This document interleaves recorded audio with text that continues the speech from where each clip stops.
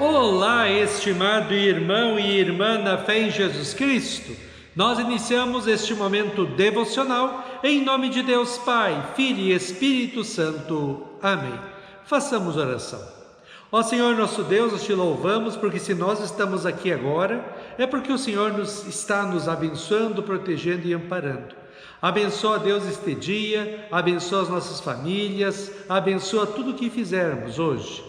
Abençoe também agora o meditar da Tua Santa Palavra. Envia Teu Espírito Santo para estar conosco.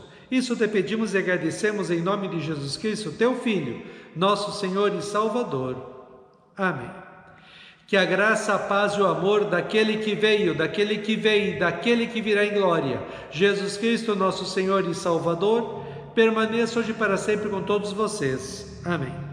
Nós queremos ainda hoje meditar no mesmo texto da segunda carta de Paulo a Timóteo, capítulo 3, versículos 1 a 5, que diz assim: Mas você precisa saber disso, nos últimos dias sobrevirão tempos difíceis, pois muitos serão egoístas, avarentos, orgulhosos, vaidosos, xingadores, ingratos, desobedientes aos seus pais, e não terão respeito pela religião, não terão amor uns pelos outros e serão duros, caluniadores, incapazes de se controlarem, violentos e inimigos do bem.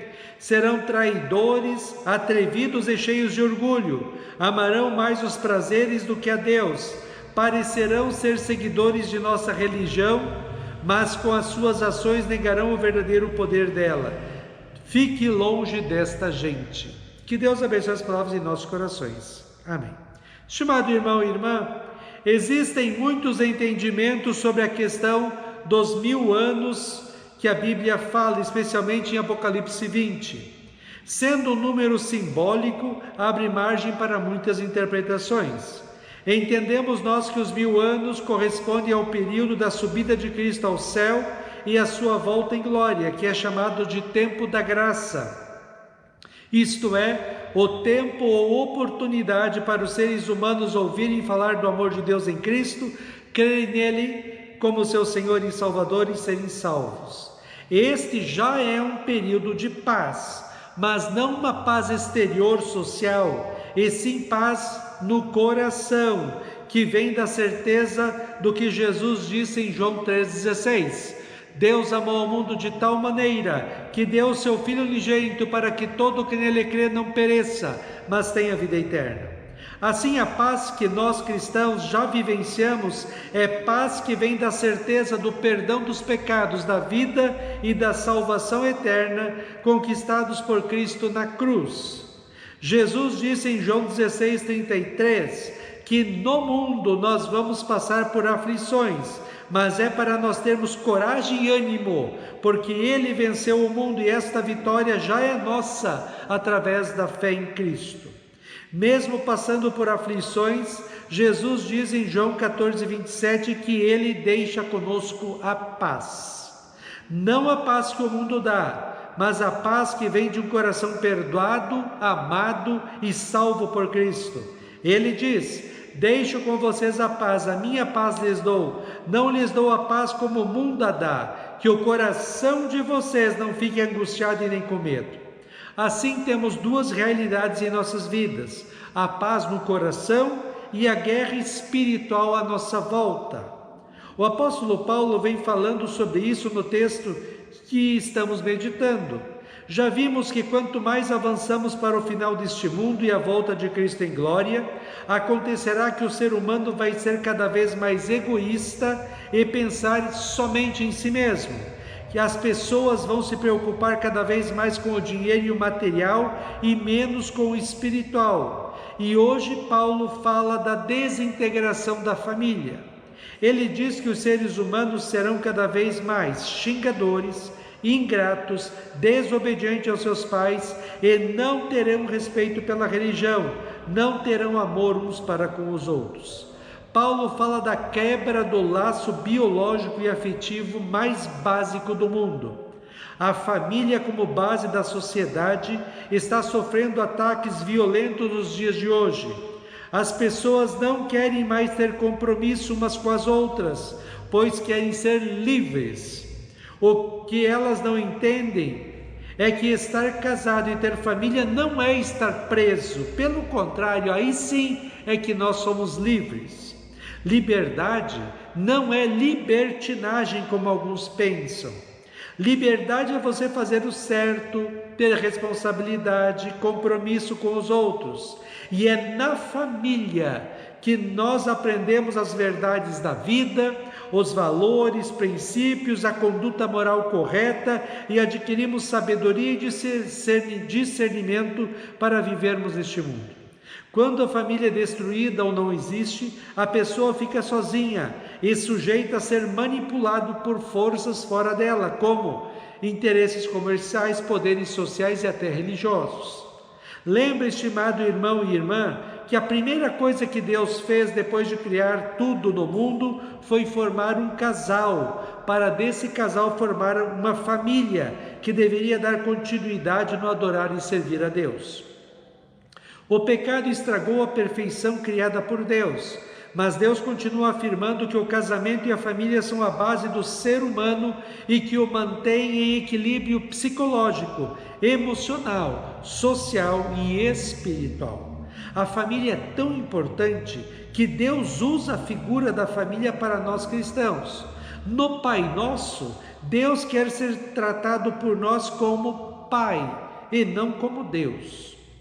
Em Efésios 2, 19 a 22, Paulo diz assim: assim, vocês não são mais estrangeiros e peregrinos, mas concidadãos dos santos e membros da família de Deus, edificados sobre o fundamento dos apóstolos e profetas, sendo Ele mesmo, Cristo Jesus, a pedra angular. Nele, todo edifício bem ajustado cresce para ser um santuário dedicado ao Senhor.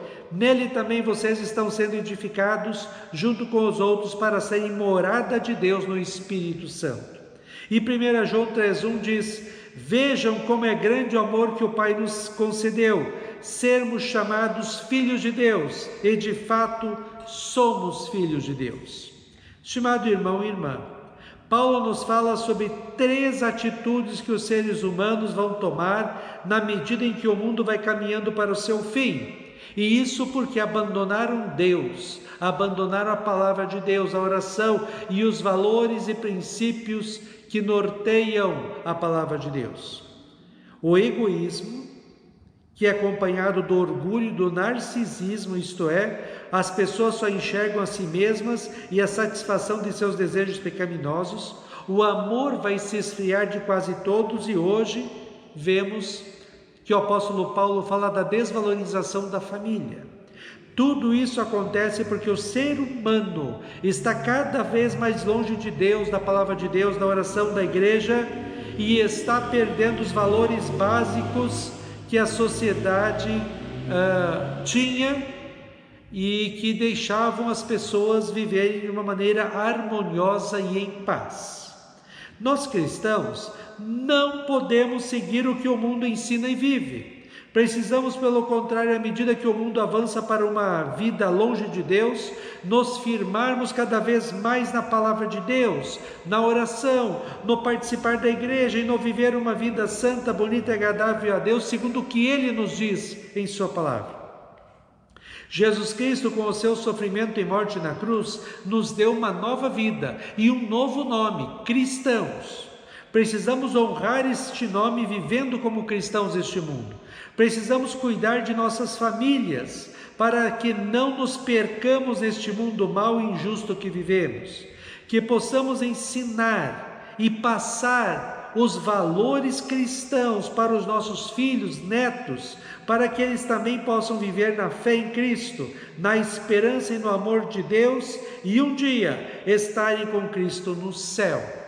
O Salmo 78 fala assim: o que ouvimos e aprendemos, o que os nossos pais nos contaram, não encobriremos a seus filhos. Contaremos à geração vindoura os louvores do Senhor e o seu poder e as maravilhas que fez.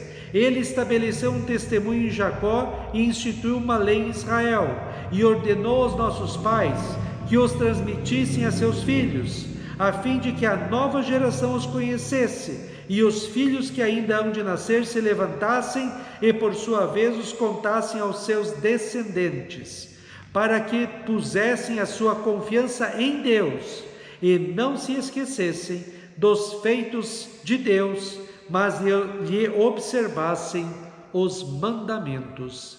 Amém. Façamos oração.